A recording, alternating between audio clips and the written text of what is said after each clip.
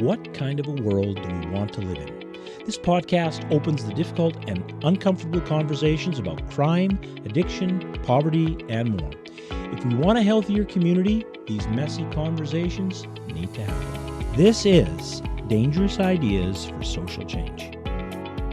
All right, welcome to this edition of Dangerous Ideas for Social Change, where we talk about community issues and social challenges we face maybe, and we like to have kind of a free-flowing conversation and explore ideas, avenues, people's vision for how we could make our world a better place to live.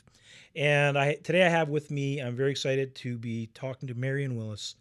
Marion is the executive director and founder of the St. Boniface Street Links. Do you just go by Street Links? We do now because we're citywide now. Okay, so you've expanded. Yeah, wow. That's someday the world. Someday the world. Who knows, right? Well, excited to hear a little bit of the story. Marion they're delivering all kinds of wonderful work. Multi-site organization, delivering outreach, housing navigation, community-based recovery, and you have the cornerstone, which is Moorburg House. And so we're going to get into all of those details, but I like to ask our guests at the beginning just the simple, how did you get to be where you are today? Like a little bit of your story, like, Reader's Digest version, but how did you end up being such a force of nature here in our city? It was a big accident. I never, ever planned for this to happen. I happened to be on the bridge the day that Farron Hall, who became known as the homeless hero, rescued a young boy from the river. And that boy's eyes and mine locked as he fell off the bridge and hit the water. And so I was one of the first people on the scene. And I thought to myself, as Farron pulled him out of the water, and I kind of got involved in that, I was one of the first people on the scene. The young boy was taken to the hospital. Farron was kind of left sitting. It was, in May, just after the ice was off the river. So I was concerned about hypothermia and things with him. Right. So anyway, long story short, I got Farron to the hospital, and part of the story is that upon discharge, I took both Farron and the young boy into my home. And I kept them actually for most of that summer. And I was interested in doing that because I thought to myself, I got to know the young boy and I realized that this was a young boy that was on his way home from church on a Sunday. He was Indigenous. A lot of people, he was with a group of other Indigenous boys. And people right away went to, they must be gang involved. Like, what's going on with these kids running down the Meridian on Provenche, jumping over, and one's just fallen in the river. Well, in fact, this was a group of young people that go to church at the Springs Church every Sunday. Mm-hmm. The service was over. They had made their way into St. B, where this boy was couch surfing with some others. And they were going to the Salisbury House. That's what was on the river at the time, right? No scandal there. No, and so I kind of got to know their stories, and I thought to myself, wow, if there's a spectrum of homelessness in the city, I got both ends of it right here. Because, at the very high end of the spectrum, here was Farron Hall, who pretty much looked like what everybody thought homelessness kind of looks like, mm-hmm. right? An adult Indigenous male. He was quite intoxicated. You'd wonder how he could rescue this kid from the river. He could hardly walk himself, right? And then on the other, and chronically homeless. And then on the other end of it, though, here you had this young boy who turned out to be a grade 12 student at Children of the Earth High School on the honor roll, but was homeless. And he couldn't even get a bus ticket to go to school. He simply couch surfed his way through life, and he had one goal, and that goal was to make his mother proud. His mother was living deaf and mute here in Winnipeg's North mm-hmm. End. He, a single parent, can you imagine? She has two children. He was one, and there was a younger one. The younger one was gang involved, I guess, and in trouble, and in custody. And from what was described, probably not likely to do well in life. This young person was the eldest male, and all he wanted to do was to graduate high school, make his mother proud, and go on and do something with his life. And he has done that, by the way. The kind of But dreams so many kids have. So And many that's a children. real typical dream this young man had. Yeah. So then at that point, now I'm kind of engaged, aren't I? I've, we got. I'm trying not to say the young boy's name. We got the kid a job for the summer, working in a restaurant. We contacted his band because he was Indigenous and said, "Hey, this is your band member. He's graduated with honors. How about you fund him to go to university?" So they did. So he went on eventually to university. Unfortunately, Farron would a few years later end up drowning in the same river that he rescued a few people from, but not before he and I spent the better part of 2 years really getting to know each other. I got to know through Farron all the people that were living homeless east of Winnipeg's Red River.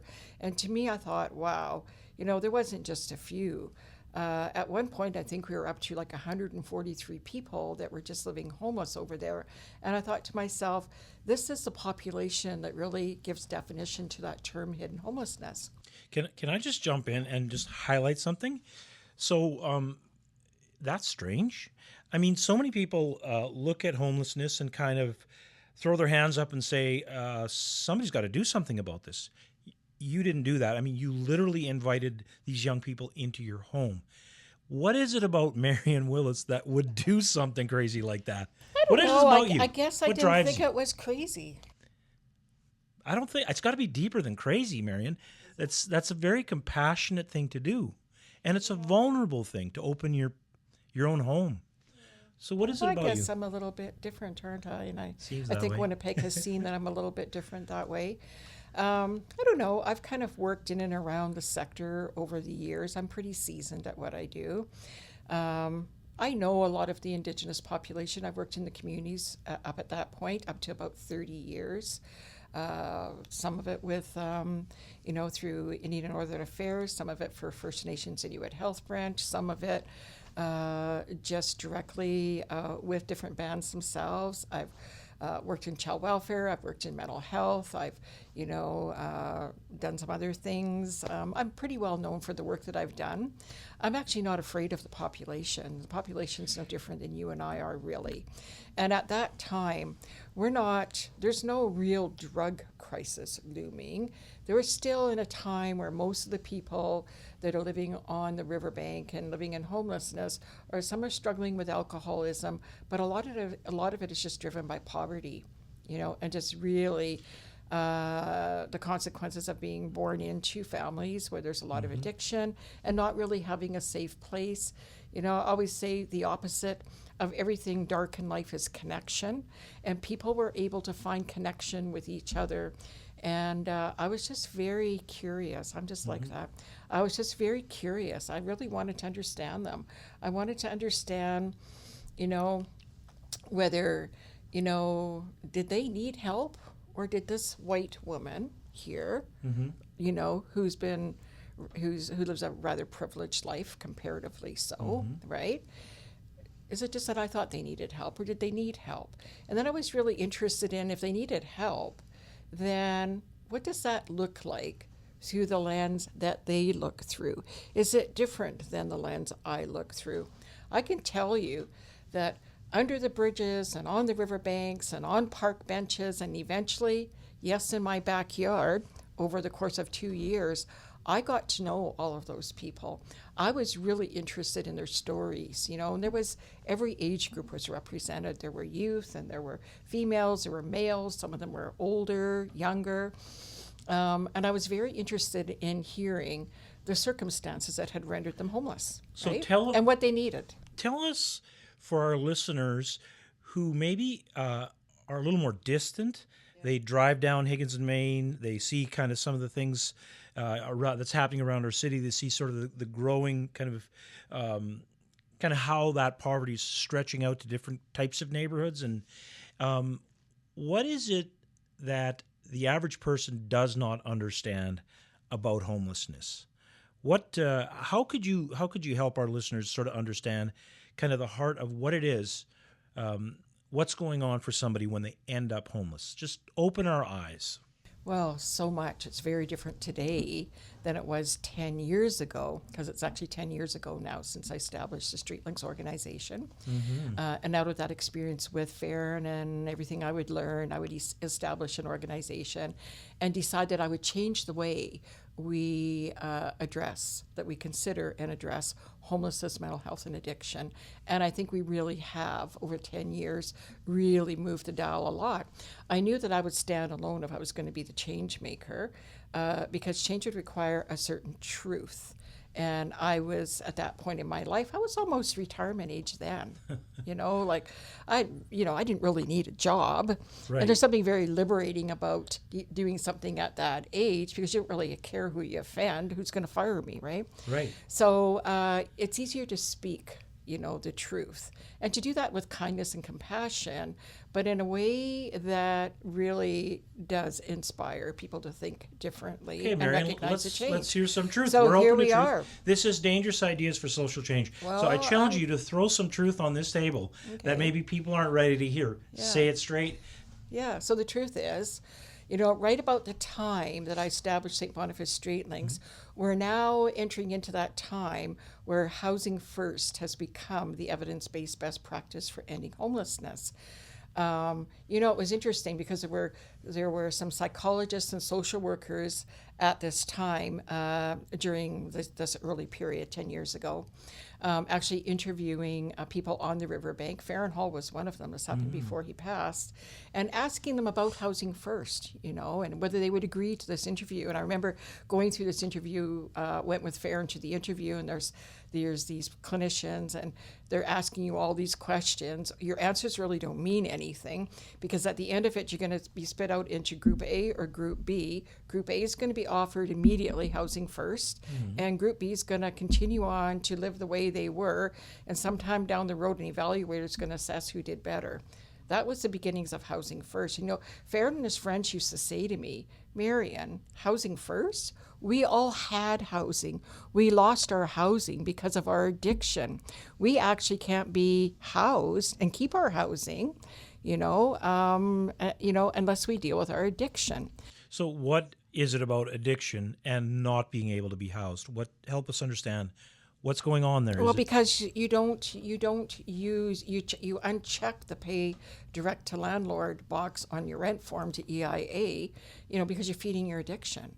You don't So think you're going to miss rent. You're going to miss rent, right? You're going to invite people into your place that maybe, shouldn't be there. Maybe even you feel guilty because, you have a place and they don't, right? But no, it was just, he would just say to me, Marion, it's an addiction and the lifestyle that goes with it that has rendered us homeless. And there's many other factors, poverty, of course, and a lot of reasons. There's a lot that sort of shaped Farron's life and the lives of many others out there. It's not simple. It's very complex. But when we're talking about housing first and where we are today with one of the biggest housing crises and, a drug use epidemic that requires a national response, there's nothing going on in the city right now that any provincial government can fix. What we're experiencing here in Winnipeg and every city across Canada, right, is a national drug use crisis. And until you plug that pipeline, we're never going to end homelessness. We're not going to house our way out of this. It's impossible. Well, I'm going to get my updated numbers from the William White's Residents Association, apparently end of this week. But that last count, we had 200 derelict homes in the North End and boarded up and inaccessible, and we have this housing crisis. And what I hear from landlords is that there's an unbelievable vulnerability. I know we've demonized landlords, and I don't know where you stand with that, but there's an unbelievable vulnerability if you get somebody that you hand the keys off to somebody who's maybe got an addiction, that they may, in some meth psychosis, light a fire in the living room or leave a pot on the stove. And so a lot of those homes have had like small fires, and landlords have just said, I'm screwing the door shut.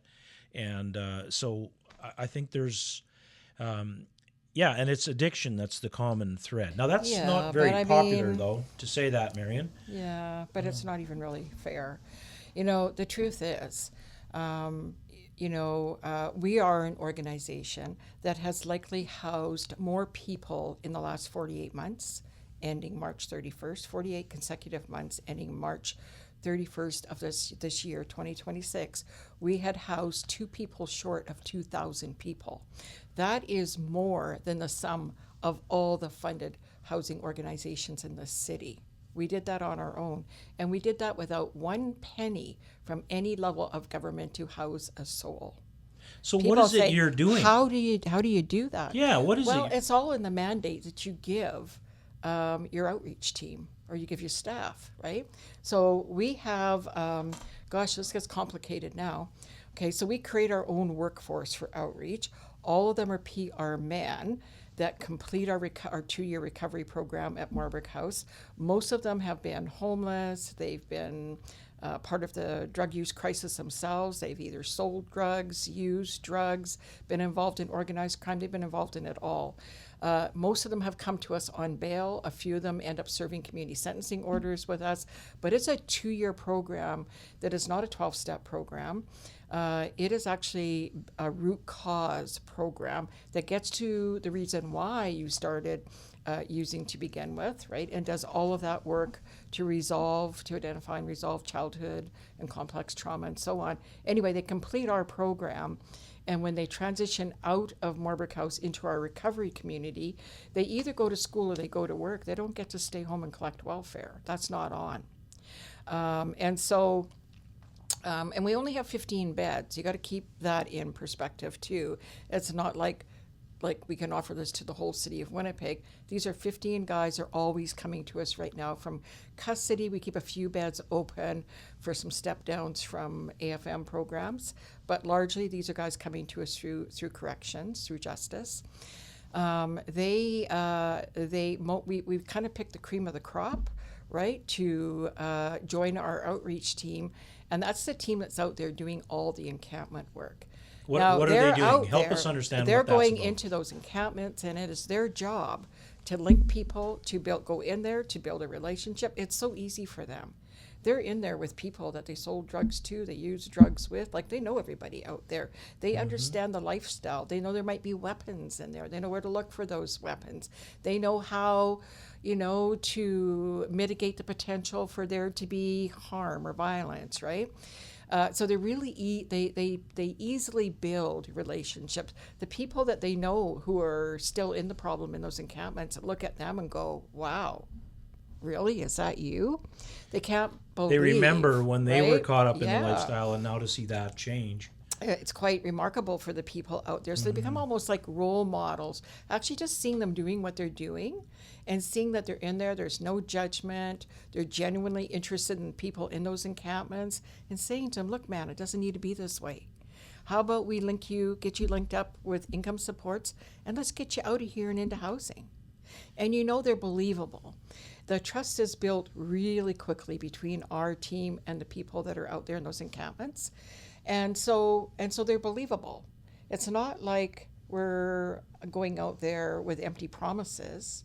This is for real. And the people out there know that. Our team knows that in order to be on this outreach team, you have to link people to income supports and you have to get them housed. You have a short window of time to do that. And if you can't do that, you can't be on the team, because that's how we measure our success. And we're highly successful. Okay. So we had... now, there's more, though. Can I just jump in a bit? I had an interview with somebody that was working in the homeless encampments, and he talked to an individual who said to him that he asked him, "Has anybody been helping you get housing?" And this gentleman said, "No." He said, "All people give me is needles, sandwiches, and blankets." And so I kind of dove into that a bit and found out that is some of the metrics that people are measuring. You're not measuring those metrics, Marion. Okay, let's have that conversation then. Why? And Well, because we got in this to change the game. Go back to the beginning here. I'm in this to change the way we address mental health addictions and homelessness. We need to stop enabling it. For a whole lot of years, well, prior to us having the drug crisis really began to emerge in about 2016, and then we've seen it rapidly grow and take everything over. Homelessness has always existed, a certain amount of it. And by the way, the Reaching Home Agreement, that agreement is an Indigenous agreement. And it's an agreement to end chronic homelessness for Indigenous people that are chronically homeless in cities throughout Canada. It was never an agreement that was intended to end homelessness at this level, and it was never an agreement to end homelessness for everybody.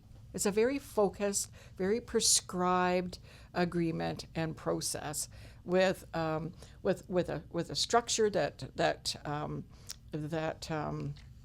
strategy that End Homelessness Winnipeg and whoever they're funding, has to work within the terms of that agreement, and those terms are set by the federal government, right? So that's reaching home. I'm losing track of where we were. So here. Are you suggesting? But anyway, so up to that point, okay, we have outreach teams. We don't, but there's outreach teams out there, and really what they're doing is they're case managing people in homelessness, they're doing good work. It's important work to make sure that people have food and that somebody has a hot coffee in the morning, right? Especially if you've been outside in the winter, to make sure that people have blankets and, warm clothing and things. But oh my gosh, I mean, really what we've done over the years with that approach, by not changing that approach, we have basically over time normalized homelessness, normalized drug use, normalized open drug use. Encampments, normalized that. Encampments. We've normalized a lot of crime, and it's not called by me a survival crime, but others out there call it survival crime. Crime is crime. Right. It is. So survival crime is kind of trying to dignify the act? Well, I guess it's like saying, well, yeah, this person is stealing food from the store, he's hungry. And I get that, but that doesn't make it right. What that says to me, and what this has said to me for years, okay, is that I probably, by the way, personally do not have an enabling bone in my body. I run a treatment program. I've never considered enabling social ills a good thing. I know that there are people out there that look through a far different lens than me. These days, we say, well, there is no housing, that's why people are homeless. We say, we don't, but others out there are quite determined that it's a violation of human rights, violation of Indigenous treaty and land use rights to try to force people out of encampments, take away their encampments. But the thing is that people aren't out there making grilled cheese sandwiches and hot chocolate for the experience. They're out there deep into addiction, living in squalor, and that should not be okay with any human being. So, we're an organization that works to support all members of our human family. We do not divide people by race. We treat everybody with dignity and respect. We respect and honor, everybody's culture, their traditions, their spirituality, their religion. We do it all. But the rights that we protect is every single person's rights to income support and housing. That's fundamentally the most important piece for us, because once you get people linked to income supports and once you get them into housing and you continue to work with them, and that's where it falls apart with West, the story you're telling about the houses and the catch fire and they just want to board them up and go away. You can't just work with vulnerable populations and house them and then think you've done a great job and go away and say, well, I house these people, that's great. It's like Farron says, we all had housing. We lost our housing because of our lifestyle, our addiction and lifestyle that went with that. So, so you have to, we link to income support. That's the right we're going to protect. We're going to protect everybody's rights to housing and get people housed. And once you get people housed and you continue to work with them, they very quickly get out of survival mode. And once they're out of survival mode, I mean, look at they're in, it might be a low barrier house, might not be a palace, but you know what? There's a toilet that flushes. There's a tub to have a bath or a shower. There's a fridge and a stove to cook and store your food. there's heat in the wintertime. People quickly get out of survival mode, and now they're actually really willing to work with you because there's something very immediate for their investment of trust in us as a team. They got housed. Yeah, that's a beautiful picture. Let me ask you. So you're very focused. You're myopic. Your focus is on helping people to become housed, and then a whole. I don't like the term wraparound services, so don't make me use that term. Okay, I can't stand it anymore.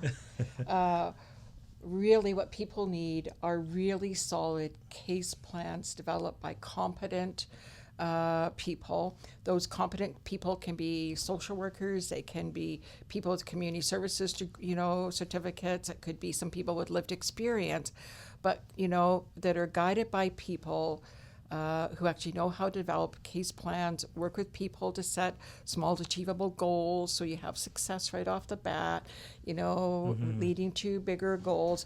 And that's what we do. Our goal is always going to be to work with every single person intensively when we get them housed, to get them to the RAM clinics to see an addictions doctor. Let's get them on Suboxone. Maybe this person is going through a lot of psychoses from meth use.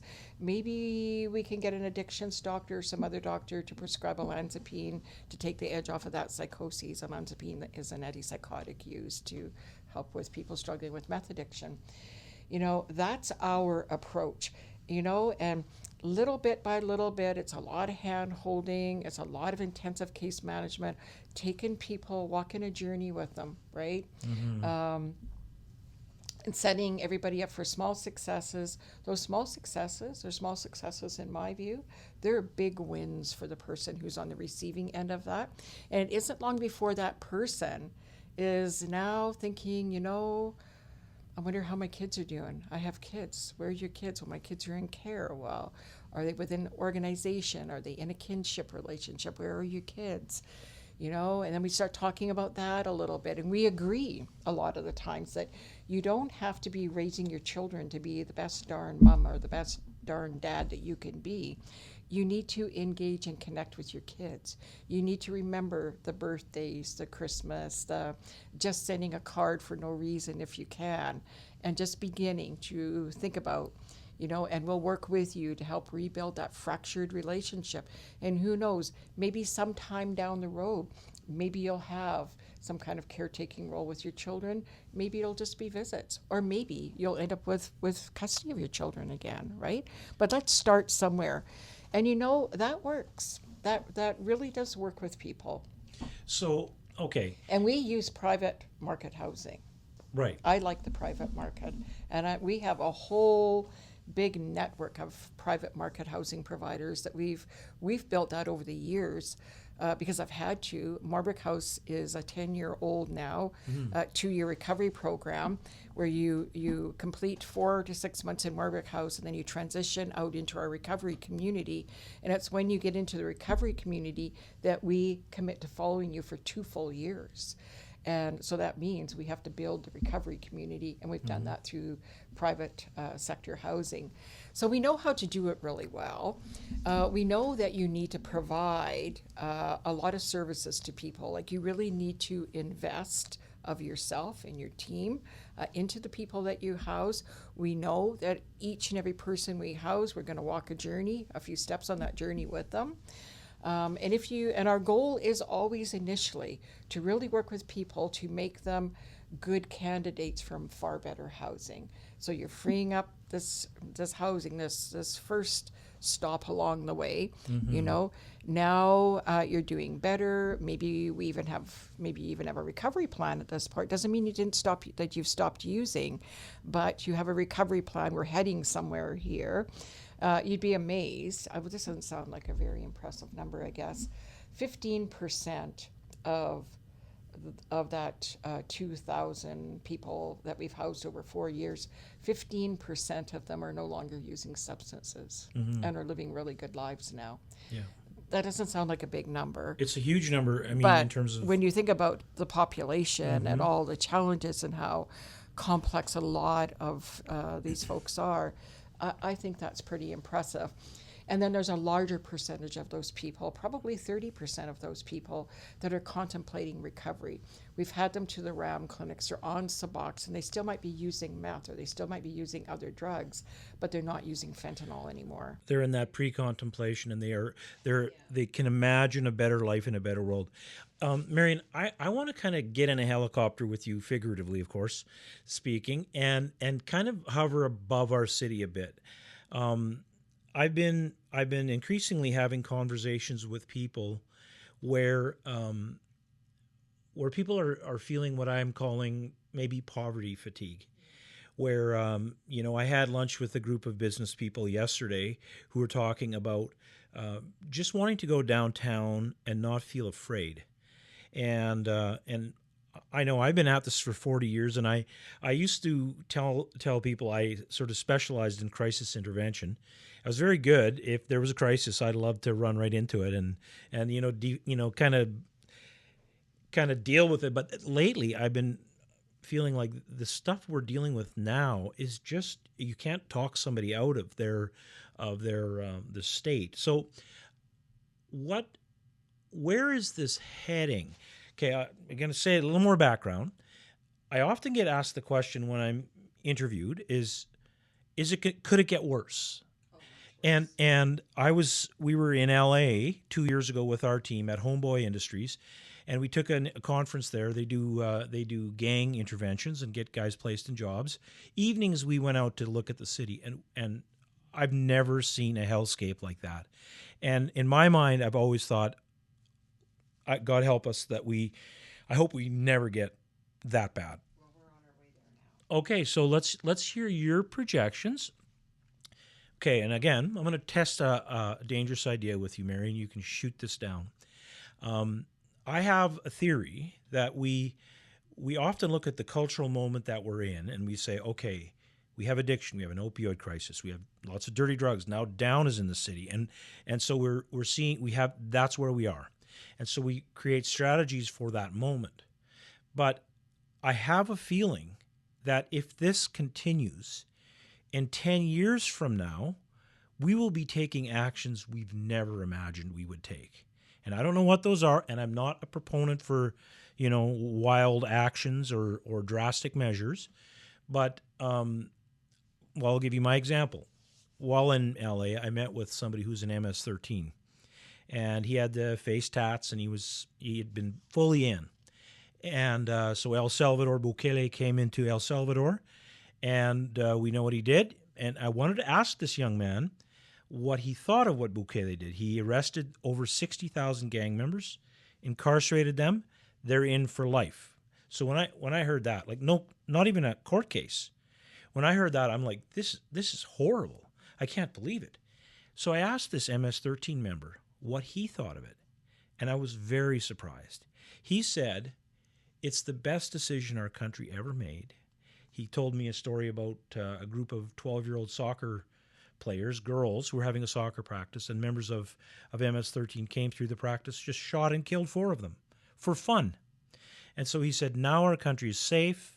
There's no more crime, and I guess now it's the lowest crime levels, and it used to be the highest in the region. Again, this is not me promoting that we should do this. Let me just make that very clear to our listeners. But I'm imagining that El Salvador never imagined they would do this. So I'm wondering, what are we going to have to do to get a handle on public safety? Well, certainly not that. Yes, but, definitely not. We're in agreement. But I do, I look at this sector that provides services, and I'm kind of a part of the sector, but not really. I'm not funded by government. I'm a private charity. And I always say the reason why we are able to do what we do is because we're a private charity. We rely on donor support. Mm-hmm. Do I need provincial and federal funding? Well, I probably do, but I'd likely decline to take it if it meant that I had to change the way we do things, right? Because my integrity is not for sale, and I got in this to change things, not just to, I'm not just chasing money here. I'm trying to change lives by creating a completely different model and way to address things. So But the sector itself has its dysfunctions, and I think that as a city, I think our funding circles, I think everybody becomes a part of this dysfunction, because that's how you manage dysfunction. You eventually just become a part of the dysfunction yourself. I don't think. Might as well join them. Right? Can't beat them, join Beat them. 'em, join them. I don't even think they look at it that way. But we have normalized all these things that we shouldn't. We forget, too, that, it was in 2016, that the drug use problems began to really emerge. I mean, they've always been there, but I mean, they began to emerge in a way that we began to recognize it. Then it was like the meth crisis. It was really something, and there was a lot of violence. It was really difficult for hospitals and, healthcare teams to, even police and everybody, to distinguish between what was meth-induced psychoses and what was an actual mental health episode. It was because they're so similar. Then in all of this, the pandemic hits.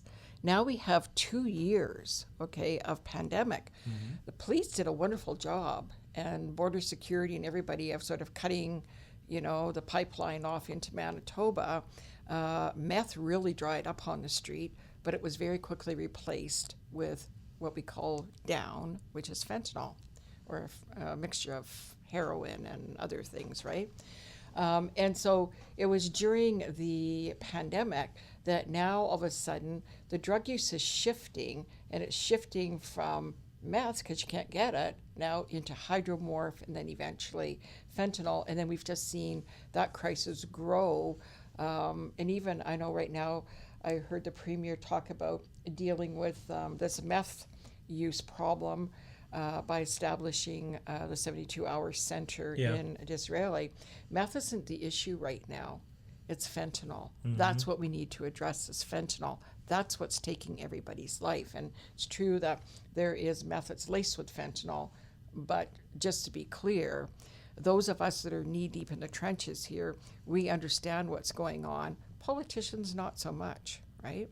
But where I was going with all of this is that we're relying on politicians, on government and others, the funding tables, to help fund a strategy, but they're very influenced by, the education the sector provides, and I just sort of feel, in fact, I know that it's not the correct narrative most of the time. You're being so polite. So I choose not You're to. saying it well. I choose not to involve myself. Mm-hmm. I look at even outreach this year. What did Mayor Gillingham do with the outreach money? Well, he we had to apply through an RFP. Since when were community grants converted to RFPs? RFPs, that's a legal process reserved for business contracts, right? Mm-hmm. United Way Winnipeg, the Winnipeg Foundation, the province of Manitoba, the federal government, nobody delivers community grants through RFPs.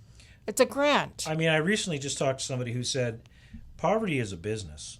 Poverty relief is a business. But in this instance, this is a city that needs to support, Your Way Home, right? To support Your Way Home means that you come up with some money to help invest in the provincial Your Way Home strategy. It was a city that didn't really want to come up with any new money, so they just basically RFP'd the money. We all submitted RFPs. We knew that the contract wasn't going to come to St. Boniface Street Links. The province has about $13 million into Main Street Project. Main Street Project is aligned with Your Way Home. We're not, right? So we lost every cent of our outreach money, saw that in the media. To Main Street Project, for Your Way Home. Yet, we are considered the encampment specialists. We have housed more people than the sum of all funded organizations out there. Last year we lost about half of our money, or 60% or 40% of our money. This year, 100% of it.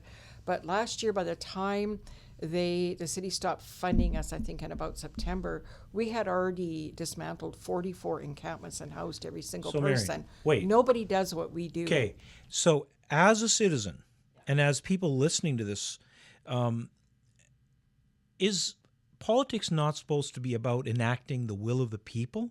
I can't imagine anyone in Winnipeg we live in a not world wanting now, to. Yeah, it's all politics over people. The whole thing has become politics over people. Even the strategies that are being developed to end homelessness, they're being developed at the highest level of governments and boardrooms by people who don't understand. Theoretically, they may have read things, they read reports, they look at data and statistics, but do they really understand what's going on, at the ground level? No, they don't. They don't have a clue. We do. So, okay. But none of us are involved in informing these strategies. To go back to the question then about can it get worse? What I'm hearing already you say is whole that lot if worse. we don't stop in our tracks, and what I've been trying to push on is that, ideas have consequences. So this is where we are in the world right now.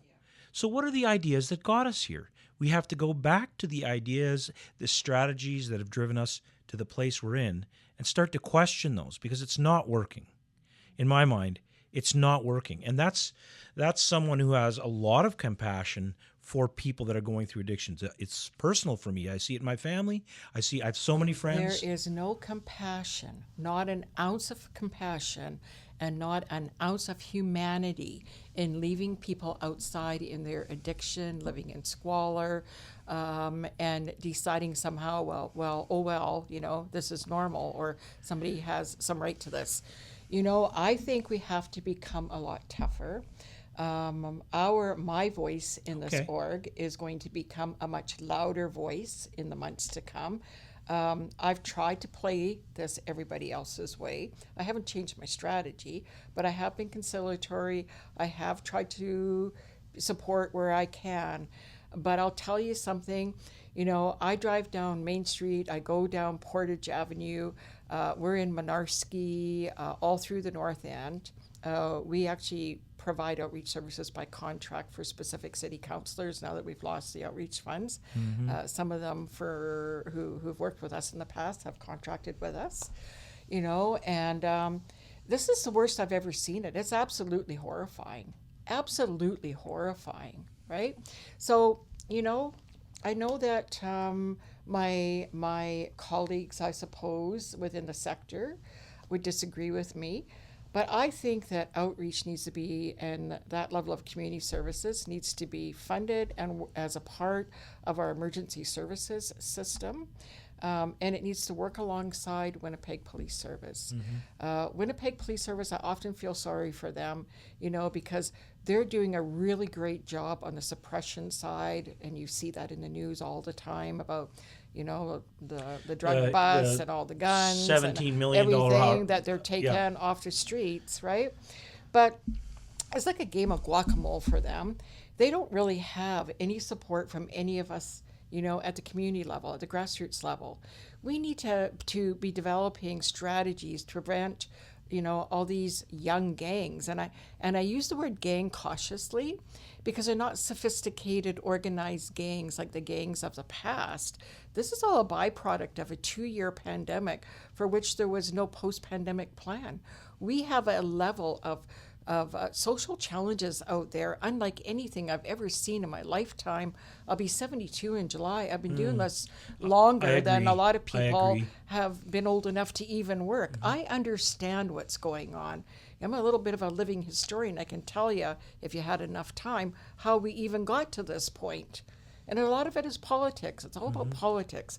It's time to remove the politics. It's time to get practical here and to become more logical and proactive. There needs to be a strategy to prevent gang involvement. We need a new national strategy to address the drug use crisis. And in getting the federal government on board with that, we got to look through a bigger lens is what I'm saying, right? We're not going to fix this locally. Because there's too much dysfunction all the way around and everybody's bought into it. So you have to step back from that and you have to say, well, we do have a federal government. So maybe that's the choir to start preaching to. Yeah, we definitely know? need a change in strategy. So And we do need to change that strategy. There used to be a national drug strategy that dissipated years ago. We need to give rebirth to that. We need to get some like-minded people from across the provinces together to talk about what that really looks like so that we can deliver something very clearly defined to members of parliament who can go forward and say there's groups looking for a table to help inform a strategy. Let's support that. Yeah. And maybe an injection into the substance use and addictions program through Health Canada could help with that. But that's what we need to do.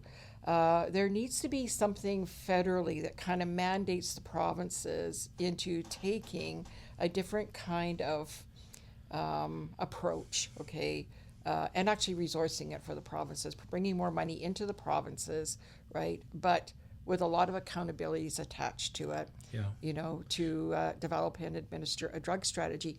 If we would address the drug use crisis in this way and do this as a national undertaking, you've got law enforcement doing suppression. You can see how sophisticated they are with border patrol and working in RCMP and working across all these different organizations nationally and internationally. They've got this down. They know what to do, right? We need to work on the prevention side. We need to look at what strategies for intervention look like. You guys do fabulous work here in that regard. That's what really struck me on the tour through your building. I've never been here before. But it's this type of stuff where you're really bringing a lot of young people in. You're really working with them in a non-judgmental way. You're creating opportunities for them. I think we need to do more of that. I don't know what Build's doing these days, but Build was always a great model. They're active as well and doing wonderful to build work. on, right? Yeah. We need more of that. And we need to have these initiatives that are supported, but not just with Indigenous money. We have to recognize that the drug use epidemic, this crisis, drug use crisis and the pandemic didn't choose people by race. And it didn't choose people by socioeconomic status. It chose everybody. And so we have people out there now from every ethnicity, every walk of life, every age group that have spiraled down into homelessness. Many have lost absolutely everything. Some of it happened during the pandemic when people lost their jobs, and maybe didn't have the best mental health, and then maybe lost a partner and family members. There's so much overlapping layers of trauma and grief that are byproducts of this pandemic that nobody even talks about. Marion, we need to get on that page, for right? Sure. It says this is complicated now, and we're not going to get out of this with quick fixes and Band-Aid solutions. And I don't have a lot of confidence that the city and province can do it on its own. And a lot of the agencies that are sort of almost perpetuating the challenges that we're facing. They are perpetuating the challenges. And then I look at the whole donor community, and I think the donor community must feel pretty jaded by now.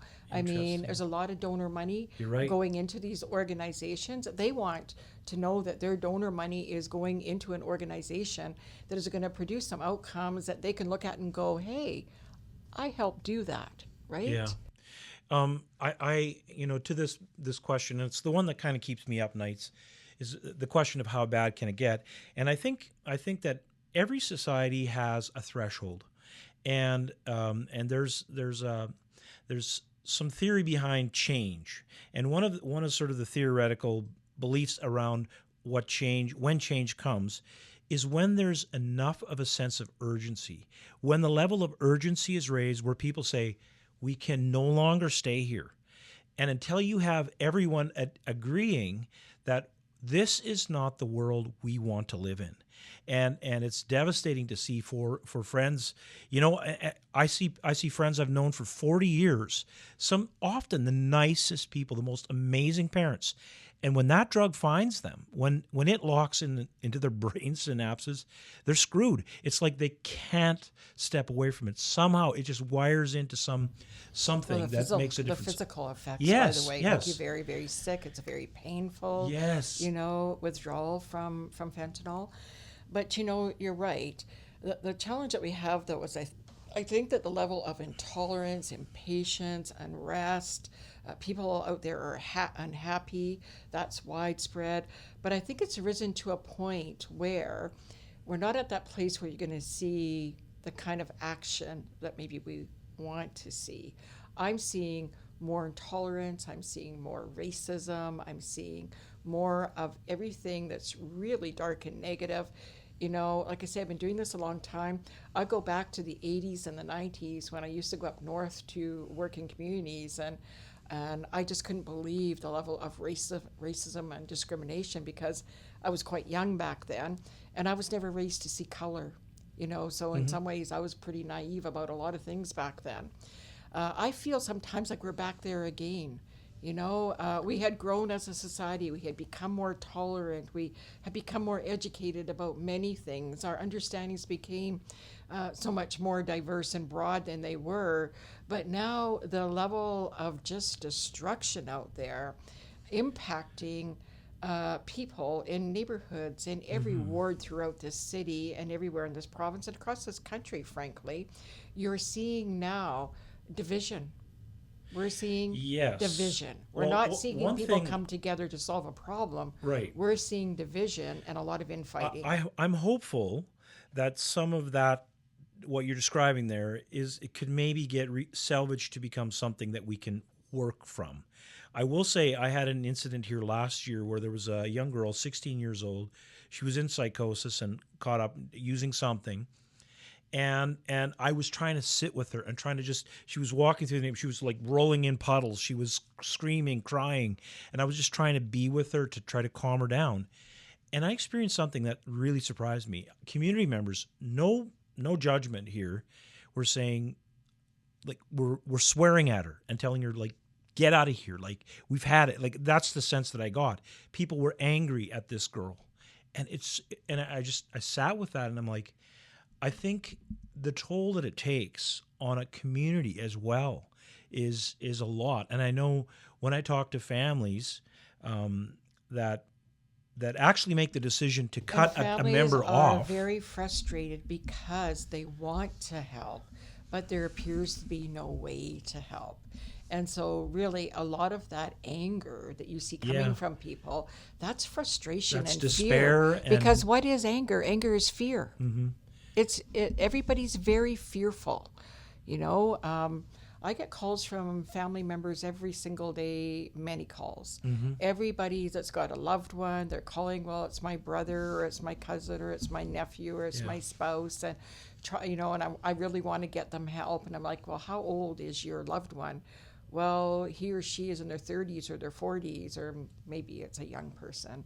Often they're older, and it's like, and they're saying to me, I've been trying to get help for years, there's just no help. They're right. There really isn't an awful lot to draw on. So I really do think we've hit that point, okay, where we're not going to fix this locally. I have some connection to the federal Liberals, and I'm going to be using those connections to try to spark as much interest I can in them connecting with other members across Canada, and let's see what we can do to get get the government to recognize we need new national drug prevention drug use strategy to address all of this. And I do know that if we plug the drug use pipeline, if we do it the way I'm suggesting, and I've been doing this for a lot of years, I might not always be the smartest person around the table, but this is stuff I really understand. Mm-hmm. You have to plug the drug use pipeline. You got to plug that pipeline that is the spiral into homelessness. If we can get a good national drug use strategy on the table here and supported by the federal government for Canadians right across this country, you're also now going to impact homelessness. There'll be less people spiraling into homelessness, less people losing their homes. There'll be people that are homeless because of their addiction now actually transitioning out of that and into help, right? Because a strategy would include, looking realistically at what people need. more detox? Are you kidding me? Detox is an antiquated notion. That's from back when we were treating alcoholics. We need drug stabilization units, to stabilize people and then transition them on through into actual community-based recovery programs. That's the other thing that we've done with Morbrook House, which, by the way, I've received the Meritorious Service Medal from the Governor General of Canada for Morbrook House, and also the Order of Manitoba last year. There's recognition for the work of Morbrook House, and I don't deserve those words, but the team that works for me, they deserve all those medals and a few more. But yes, we have an award-winning recovery program that has a 63% recovery rate for addictions. It's the only unfunded recovery program in Canada. Think about that for a minute. It relies entirely on donor funds, and if it weren't for the No Frills store, Trevor and Haley that run 2 No Frills stores, they have fed that house for every day for the 10 years that it has been open. Amazing. Just donating food 3 times a week, and then other people donating. But think about that. I could, if you were to come to my house and I pulled all the medals and plaques out from under my bed, I could line walls with all these awards, and yet it's not funded. Everybody recognizes that is something really quite remarkable. Health Canada has said to me before the pandemic that they really, when in Health Canada, believe that Morbrook House should be researched. It likely could become the next evidence-based best practice and replicated right across this country. Made right here in Winnipeg, Manitoba, it's not supported by government. How come? Marion, And what we've done, is we have deinstitutionalized treatment. Think about, you deal with a lot of the population that you serve are Indigenous people. What are the challenges there? The colonialism, the institutionalization in incarceration and youth centers and child welfare, and residential schools. And what are we still doing today with everybody? Institutionalized treatment. Yeah. Send them to an institution for 28 days, whether you're Indigenous or whatever your ethnicity is, but put everybody into recovery for 28 days or maybe 30 days, and then discharge them back out into the same environment that fed your addictions. Does it make any sense? But these are the sacred cows that receive all the funding, because these are the provincially developed organizations. They've been around there for decades, right? So we just keep doing what doesn't work. Again, I got in this to change the way we consider and we address mental health, addictions, and homelessness. I know those 3 things are all linked together. Our organization also has a crime prevention function, because we also know that crime is all interconnected with that. It's all interconnected and interrelated. And so we are working to deinstitutionalize treatment, replacing AFM experience with instead community-based treatment. If you were to walk into Morbrook House, it looks like a 3-story house. You'd walk in and you'd look at the people in there, you'd think, wow, what a big dysfunctional family this is. But it's a family. That is a family, and it produces a 63% recovery rate. People there complete recovery education for addictions and complex trauma. They complete CBT, cognitive behavior therapy, dialectical behavior therapy. And when I left today, they were planting a garden in the backyard. That's what recovery looks like. And 74% of the people who exit the program full-time employed. Who does that? Nobody. There's no treatment program in this country that does that. And yet, you're not funded by government. Marion, our time is... Maybe we wouldn't be successful if we were funded by government. That's the other piece of it, right? Something to think about. Marion, we're out of time. Okay. This has been an absolutely wonderful chance to connect and to hear about the work you do. I can't sum it up in just a short period of time. You did a wonderful job. You took us there. And what I hear in your story is I hear that there's also a sense of hope that although it's very dark and it's very challenging right now, I sense a sense of hope, and I think that maybe we're at that point. And I hope that your work and the way that you've modeled for the world around us, that we can see change. And I want to end it with that by saying, yes, and we see that everybody is noticing. The donor support to us has really increased at a time that it's decreasing elsewhere. That's our experience as well. People are beginning to see the outcomes. It's about doing the right thing. It's about doing the humane thing.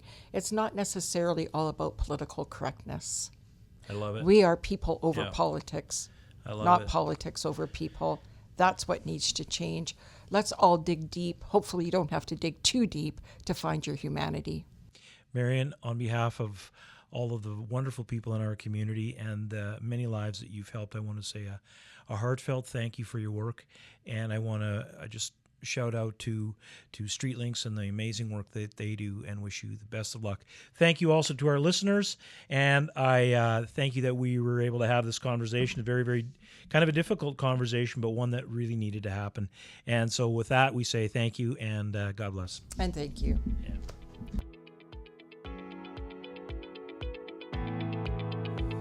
Thanks for tuning in to Dangerous Ideas for Social Change.